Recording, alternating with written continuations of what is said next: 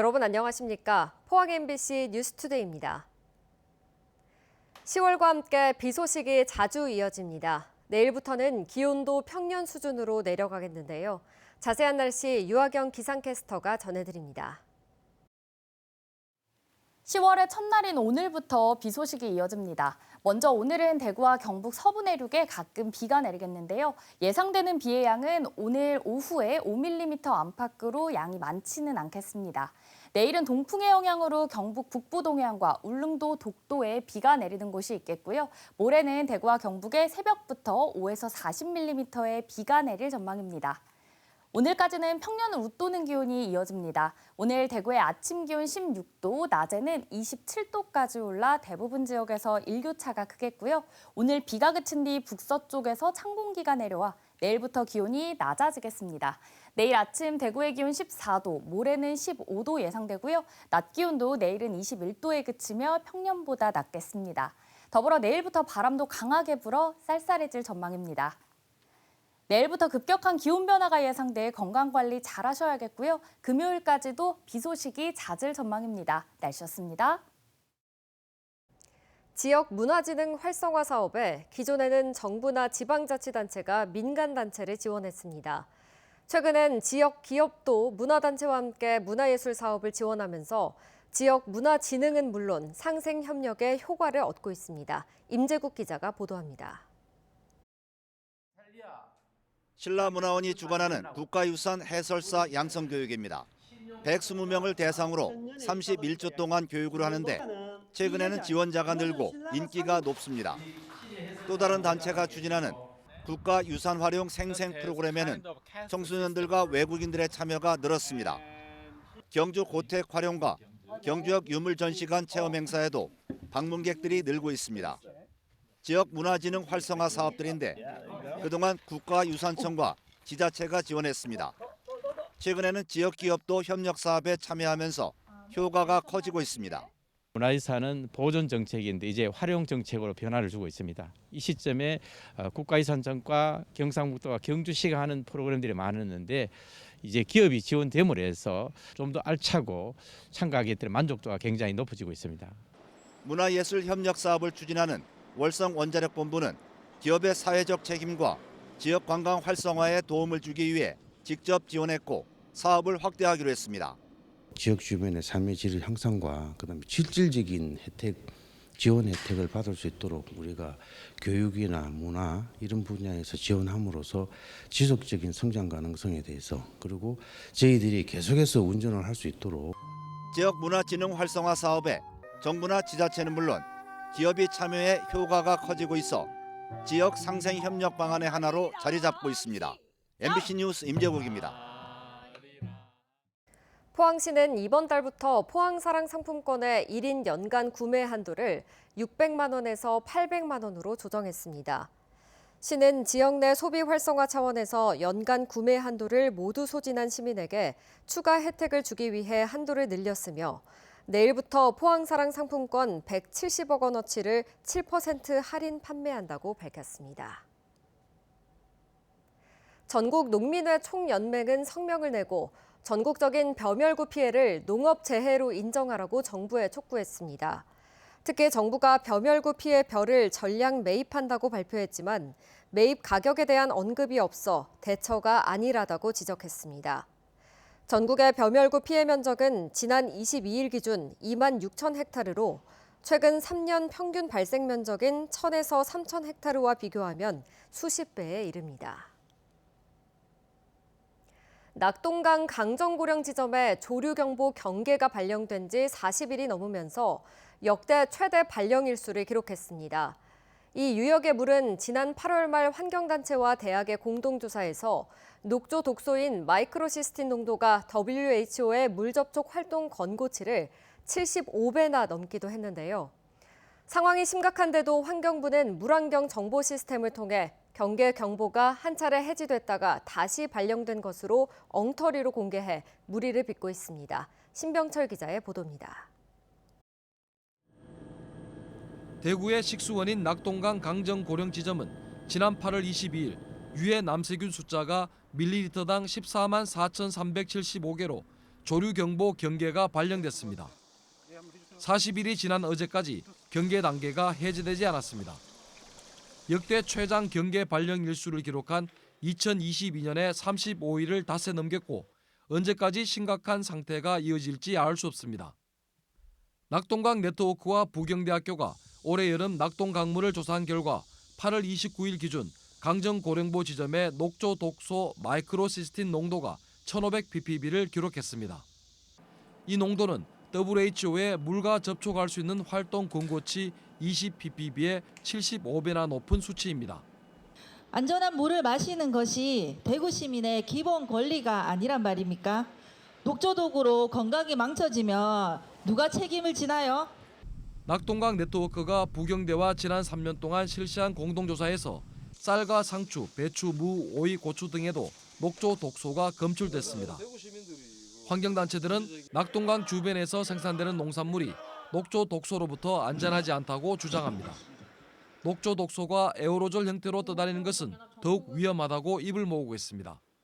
낙동강 대구 인근의 주변에서 발생하는 녹조에 대한 아무런 대책이 없는 대구시를 강력히 항의하고 윤석열 집권의 환경부도 규탄하면서 오늘 기자회견을 통해서 다시 한번 재촉구합니다. 하지만 환경부와 대구시는 정수 과정을 거친 수돗물은 안전하며 공기 중에 녹조 독소는 없다는 말만 되풀이하고 있습니다. 이런 가운데 환경부가 조류경보 발령 사실을 엉터리로 공개했습니다. 지난 9월 9일 환경부가 물안경 정보 시스템 홈페이지를 통해 강정고령 지점을 경계 경보 발령 대신 미발령으로 잘못 알린 것입니다. 자동으로 이게 입력되는 게 아니라 단계가 있는데 그 단계 중 일부에서 누락되거나 하면은 저희 공개할 때 잘못 나가는 경우가 한 번씩 생깁니다. 네, 실수 없도록 하겠습니다. 경계가 좀 많았어가지고 제가 누락했나 봐요. 대구지방환경청도 지난 8월 조류경보 경계 발령 매뉴얼을 무시한 채 주민들에게 낙동강에서 잡힌 어패류 식용과 어획을 자제하도록 권고하고 알리는 대응 조치도 제대로 하지 않아 비판받고 있습니다. MBC 뉴스 신병철입니다. 울진 왕피천 계곡이 환경부가 선정하는 10월의 생태 관광지에 뽑혔습니다. 경북 동해안 국가지질공원이자 국내 최대 규모의 생태 경관 보전 지역으로 지정된 왕피천 계곡은 사냥과 수달 등 멸종 위기종 16종을 비롯해 1992종이 서식하고 있습니다. 유속이 빠른 물에 자갈이 빙글빙글 돌면서 암석을 깎아 만들어진 돌개구멍과 수직으로 발달한 전리가 장기간 풍화돼 탑이나 벽돌벽처럼 바뀐 토르 등 다른 곳에서 보기 어려운 지형이 존재해 보존 가치가 매우 높습니다.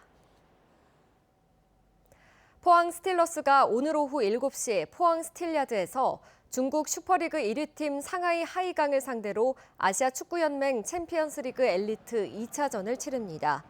리그 연승으로 분위기를 탄 포항은 이규백과 윤평국의 가세로 수비에서 안정감을 되찾은 만큼 중국 리그 최강자 상하이 하이강을 상대로 ACL이 첫 승을 노립니다. 포항은 지난 17일 열린 ACL이 1차전에서 상하이 선화를 상대로 1대4로 완패해 2차전 승리가 절실한 상황입니다. 홍준표 대구시장이 대구 경북 신공항 건설에 장밋빛 우려를 표한 대구 MBC 시사 프로그램을 트집잡아 지라시 언론이라고 말하면서 가짜뉴스를 만들어 퍼뜨린다는 주장을 해왔는데요. 대구시가 경찰에 명예훼손으로 고소한 것이 무혐의 되자 홍 시장이 별도로 검찰에 고발했는데 경찰에 이어 검찰도 명예훼손이 아니라고 결론 내렸습니다. 이태우 기자의 보도입니다. 대구시가 법에 먼저 호소한 곳은 경찰입니다. 지난해 4월 30일 시사톡톡 내용은 거짓 가짜뉴스고 홍준표 대구시장과 공무원의 명예를 훼손했다는 겁니다. 시사톡톡은 대구 경북 신공항 건설 문제점을 짚었습니다. 당시 국회를 통과한 신공항 특별법은 내용이 허술해 보완이 필요하다고 주장했습니다. 공항 건설 방식도 불리해 시행자를 찾기 어렵고 정산도 쉽지 않다고 봤습니다. 새 공항을 지어주고 난 뒤 지금 공항을 팔아 개발해 경비를 충당하는 방식은 부동산 경기가 나빠지면 건설에 어려움이 있다는 겁니다. 경찰은 지난해 10월 30일 혐의 없음과 각하 결정을 내려 대구 MBC 손을 들었습니다. 그러자 홍준표 대구시장은 경찰이 법을 잘 몰라서 그렇다며 대구시와는 별도로 검찰에 고발했습니다. 대구지방검찰청이 지난 9월 27일 내린 결론은 다시 한번 간단 명확합니다.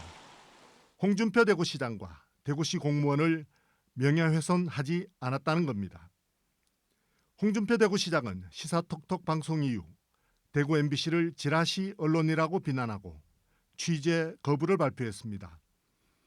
법원은 취재방해 금지 가처분 소송에서 대구 MBC가 옳다고 손을 들어줬고 홍준표 대구시장에게는 소송 비용 일부까지 물렸습니다. 신공항 사업에 걸림돌이 있다는 대구 MBC의 보도처럼 대구 경북 신공항은 요즘 여러 문제에 발목이 잡혀 있습니다. 부동산 침체로 사업을 대행할 특수목적법인 SPC 구성이 어렵게 됐습니다. 화물 터미널을 어디에 둘지를 놓고서도 경상북도 그리고 의성군과 심각한 마찰을 빚고 있습니다. MBC 뉴스 이태호입니다. 오늘부터 한 달간 하반기 구제역 백신 일제 접종이 실시됩니다. 접종 대상은 전국의 소 395만 마리와 염소 51만 마리 등 모두 447만 마리이며 소 50마리, 염소 300마리 이상을 키우는 농가는 자가 접종으로 이번 달 14일까지 접종을 마쳐야 합니다. 농장주가 직접 접종이 어려운 경우 지자체가 지원에 나서고 백신 구입 비용은 소의 경우 소규모 농가는 정부에서 전액을, 전업 농가는 50%를 지원하며 염소는 정부에서 전액을 지원합니다. 포스코그룹이 중소 중견기업의 신제품 신기술 개발을 위해 올해 총 261건의 기술을 나눔 사업에 제공했습니다. 이 가운데 71건의 특허도 53개 기업에 제공됐습니다. 이번에 무상으로 이전되는 기술은 화재에 강하고 거푸집 해체가 불필요한 내화용 콘크리트 기둥, 마그네슘 제조 시 분진 발생을 방지하는 마그네슘 제조 장치 등입니다. 포스코그룹은 2017년부터 기술 나눔에 참여해 총 4,276건의 기술을 제공했습니다. 경상북도가 문화체육관광부가 실시한 2025년 생활체육시설 확충 지원 사업 공모에서 19개 사업이 선정돼 전국에서 가장 많은 238억 원의 예산을 확보했습니다. 선정된 사업은 경주시와 울릉군 등 6곳이 국민체육센터 건립 사업, 울릉고등학교 등 3곳은 학교 복합시설 사업 등입니다. 생활체육시설 확충 지원 사업은 국민체육진흥기금을 활용해 시민들이 동네 가까이에서 이용할 수 있는 체육시설을 개선하는 사업입니다.